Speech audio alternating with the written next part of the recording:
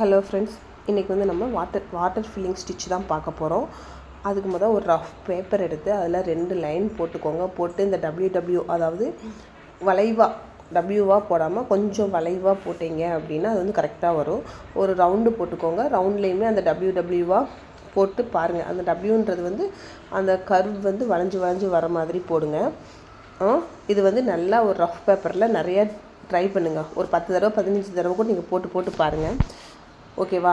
Water ஃபில்லிங்கிறது இந்த மாதிரி draw பண்ணிவிட்டு நார்மல் செயின் ஸ்டிச் தான். அந்த நார்மல் செயின் ஸ்டிச் போடுறது தான் நம்ம வந்து வாட்டர் ஃபில்லிங் சொல்லிட்டு சொல்கிறோம். ஓகேவா? பொறுமையாக போடுங்க. வாட்டர் ஃபில்லிங்னாலே ரொம்ப கஷ்டமாக இருக்குது, ஐயோ என்னால் முடியலை அப்படின்லாம் சொல்கிறீங்க. பட் ஆனால் அது முடியாமலாம் இருக்காது. நார்மல் செயின் ஸ்டிச் கொஞ்சம் கேப் விட்டு எப்படி ஒரு மாதிரி கொஞ்சம் தண்ணி அலையெல்லாம் போனால் இருக்கும் பார்த்தீங்களா, ஒரு மாதிரி அது மாதிரி வரும். அது போட்டு முடிச்சிங்கன்னா அதோடய அவுட்லுக் வந்து அவ்வளோ அழகாக இருக்கும். வாட்டர் ஃபில்லிங் ஸ்டிச் வச்சு என்னோடய ஸ்டூடெண்ட்ஸ் வந்து எனக்கு கம்பல்சரி ஒரு ப்ளவுஸில் வந்து வாட்டர் ஃபில்லிங் ஸ்டிச்சை வந்து அப்ளை பண்ணி காட்டணும். ஓகே, வாட்டர் ஃபில்லிங் ஸ்டிச் வந்து ரொம்பவே ஈஸியாக இருக்கும், கஷ்டம்லாம் கிடையாது. நீங்கள் என்னோடய பிள்ளைங்க வந்து நிறையா ப்ராக்டிஸ் பண்ணியிருப்பீங்க. ஸோ அவங்களுக்கு வந்து வாட்டர் ஃபில்லிங் வந்து கஷ்டமாக இருக்காது. ஓகேவா? ஈஸியாக தான் இருக்கும். நீங்கள் நிறையா போட்டு பாருங்கள். நிறையா ப்ராக்டிஸ் பண்ணிவிட்டு இந்த மாதிரி 2 லைன்ஸ் போட்டு அதில் வந்து வாட்டர் ஃபில்லிங் ஸ்டிச்சை வந்து பொறுமையாக போடுங்க. ஓகே, இது உங்களுக்கு ப்ராக்டிஸ் ஆகணும்னு சொல்கிறனால தான் நான் இவ்வளோ பொறுமையாக போட்டு காட்டுறேன் உங்களுக்கு. ஓகேவா? இதையே நெருக்கமாக ஒரு இடம் விடாமல் குட்டி தையலாக செயின், அதாவது வாட்டர் ஃபில்லிங்கிறது செயின் ஸ்டிச் தான் நம்ம குட்டியாக போடுறோம். ஸ்ட்ரெயிட்டாக போடாமல் அந்த வளைஞ்சு அந்த மாதிரி போடுறோம், அவ்வளோதான். ஓகேவா? இது கொஞ்சம் டீப்பாக நெருக்கமாக போட்டால் தான் நல்லாயிருக்கும். அங்கங்கே ஃப்ரீயாலாம் போடக்கூடாது. ஓகே, நிறையா ப்ராக்டிஸ் பண்ணுங்கள். நான் உங்களுக்கு வந்து இந்த ஒரு டிசைன்லேயே அப்ளை பண்ணி காட்டுறேன். அதுக்கப்புறமா ஒரு சர்க்கிள்லையும் எப்படி பண்ணணுன்றதை நான் உங்களுக்கு வந்து அப்ளை பண்ணி காமிச்சிடுறேன். ஓகே, இது மாதிரி ஃபுல்லாக நிறையா ட்ரை பண்ணுங்கள், நிறையா ப்ராக்டிஸ் பண்ணுங்கள். எவ்வளோ ப்ராக்டிஸ் பண்ணுறோமோ அவ்வளோக்கு அவ்வளோ வந்து நமக்கு வந்து ஸ்டிச் வந்து அழகாக வரும். ஓகேவா? வேறு ரொம்ப கஷ்டம்லாம் இல்லைங்க. ரொம்ப கஷ்டப்பட்டு போடணுன்ற அவசியமே கிடையாது. நார்மலாக நீங்கள் போடுங்க. போடவே அது அழகாக வந்துடும். ஃபஸ்ட்டு எடுத்து போடுறப்ப நான் முதல்ல சொன்ன மாதிரியே தான் சொல்கிறேன். ஒரு ரஃப் பேப்பரில் ட்ரா பண்ணி பாருங்கள்.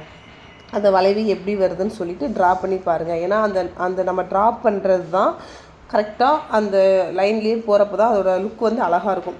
ஸ்டார்டிங்கில் ட்ரா பண்ணி போடுற மாதிரி இருக்கலாம். உங்களுக்கு நல்லா வந்துருச்சு அப்படின்னா ட்ரா பண்ணாமல் ஃப்ரீ ஹேண்ட்லேயே போடலாம். அது எப்படி வரும் அந்த நெளிவு அப்படின்றது நமக்கு நல்லாவே தெரிஞ்சிடும். ஓகே, இதை வந்து நான் உங்களுக்கு ஒரு ரவுண்ட்லேயுமே அப்ளை பண்ணி காட்டுறேன்.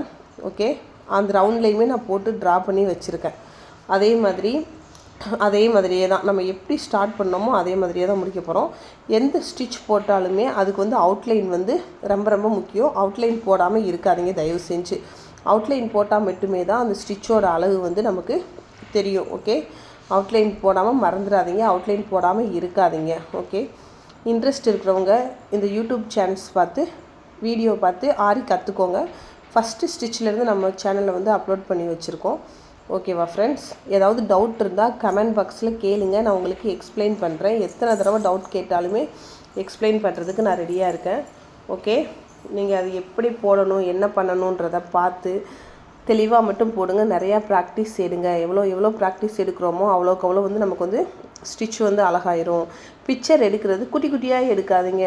கொஞ்சம் பெரிய பிக்சராக எடுத்திங்கன்னா நீங்கள் நிறையா ஒர்க் பண்ணிட்டீங்க அப்படின்னா ஒரு ப்ளவுஸ் எடுத்து பண்ணுறப்போ வந்து உங்களுக்கு ரொம்பவே ஈஸியாக இருக்கும். ஓகே, மோஸ்ட்லி கிட்டத்தட்ட நம்ம 10-15 கிளாஸ் 20 கிளாஸ் கிட்ட பார்த்துட்டோம். ஓகே, இது வந்து ஒரு கஷ்டமெல்லாம் இருக்காது. ஈஸியான ஸ்டிச் தான் வாட்டர் ஃபில்லிங் ஸ்டிச். நல்லா ப்ராக்டிஸ் பண்ணுங்கள், நிறையா ப்ராக்டிஸ் பண்ணுங்கள். ஓகே, நம்மளால் கண்டிப்பாக முடியும். ஏன்னா ஃபஸ்ட் டைம் போடுறப்போ பிகினர்ஸ்ன்றனால இந்த மாதிரி ட்ரா பண்ணி வச்சுட்டு போட்டோம் அப்படின்னா நமக்கு வந்து அது நல்லா கொஞ்சம் அந்த ட்ரா பண்ண மேலேயே போகிறப்போ வந்து நம்ம எங்கேயும் மிஸ் ஆகாமல் கரெக்டாக போடுற மாதிரி வந்துடும். ஓகேவா?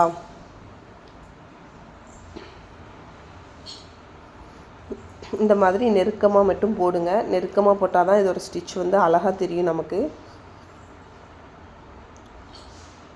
நான் வீடியோ லென்த்தாக போயிடும் அப்படின்றனால குட்டி சர்க்கிளாக போட்டிருக்கேன். நீங்கள் போடுறப்போ பெரிய சர்க்கிள் போடுங்க. பெரிய சர்க்கிள் போட்டு அந்த பெரிய சர்க்கிளில் அப்ளை பண்ணுங்கள். ஃப்ரேமில் எப்போவுமே கிளாத்து டைட்டாக வைங்க. கிளாத்து டைட்டாக இல்லைனாலும் உங்களுக்கு வந்து ஸ்டிச் வந்து அழகாக தெரியாது. இதோட அவுட்லுக் எப்படி இருக்குன்னு சொல்லிட்டு பார்த்துட்டு கமெண்ட் பண்ணுங்கள்.